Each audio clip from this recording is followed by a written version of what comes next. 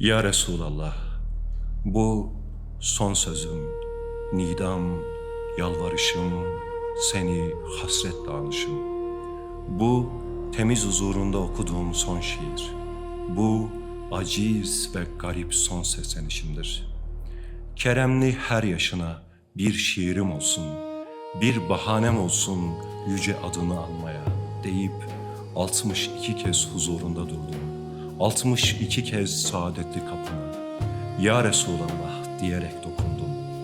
Ve şimdi son kez yol bilmez, edep bilmez alimle, rahmet otağına sığınan hali pür melalimle, saadetli makamına, makamı Mahmud'a, şefaat tahtına yöneldim.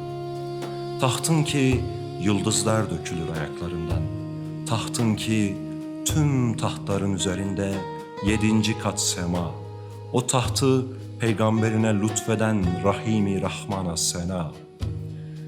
Ya Resulallah, bu son şiir, son seslenişimdir sana. Ne zaman Ya Resulallah diye seslensem, ey şanı yüce Nebi desem, o öldü, seni duymaz dediler.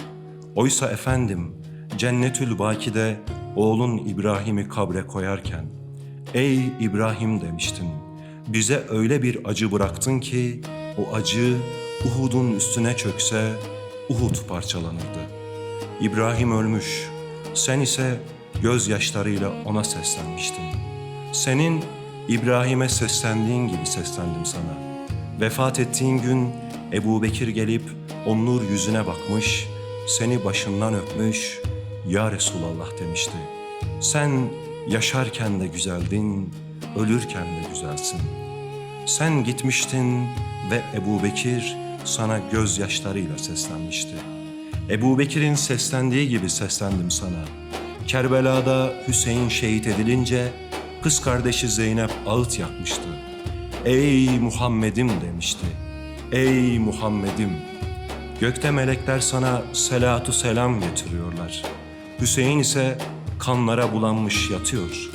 Sen yoktun ve Hazreti Zeynep iki gözü iki çeşme seslenmişti sana. Ben de Zeynep'in seslenişi gibi seslendim Ehli Beyt'in şahına. Bu son şiir ya Resulallah, son seslenişimdir sana. Ben seni anlatamadım, zaten anlatmam da.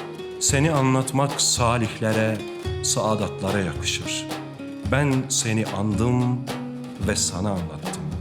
Çünkü herkes huzuruna gelir. Herkes Ya Resulallah diye seslenebilir. Sen herkesin peygamberisin, dinlersin onları. Zaten dinledin de. İsteyen söz sahibidir senin indinde. Ben de o saadetli huzurundaymışım gibi bana bakıyor, beni dinliyormuşsun gibi düşündüm. Bu zamandan çevirdim yüzümü, sana döndüm. Faran dağlarında hüzünle tanıştım. Sen yoktun da ağlamayı öğrendim. 40 yaşında sayısız siyah cübbeler diktim, kenarları beyaz çizgili. Ey hem varlığa hem yokluğa yar olan sevgili. Bedir'de Zeynep annemizin gerdanlığı yüreğimizi yaktı. Uhud'da Hazreti Hamza için gözyaşlarımız aktı. Hendek'te Hayder-i Kerrar'la tekbir getirdik. Aslanlarınla beraber o gün Mekke'ye biz de girdik. Bazen yiğitlerinle yerde, bazen meleklerle gökte, Hayber'de, Huneyn'de, Tebük'te dolaştık durduk muazzez ömründe. Şimdi sen sanki Ayşe annemizin evinde, dizinde, Mescid-i Nebi'den, münevver şehirden, o son geceden sıyrılıp gidiyormuşsun gibi çekiliyor nurun, karanlık yağıyor sözlerimin üstüne. Karanlık ve soğuk, suya düşse dondurur kelimelerim. Karanlık ve soğuk, söz sözü görmüyor, neyleyim? Ey alemlere rahmet olan sevgili, mahşerde bir alem, ahirette. Sen bize mahşerde de rahmet ol. Makamı Mahmud'u lütfedince Allah, ne olur, ne olur şefaat ya Resulallah. Ve susuyorum arşın sahibine, alemlerin Rabbine hamdolsun.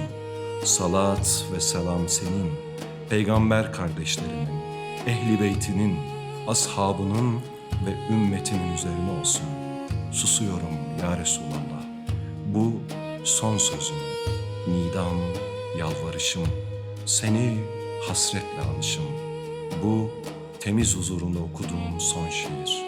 Bu aciz ve garip son seslenişimdir.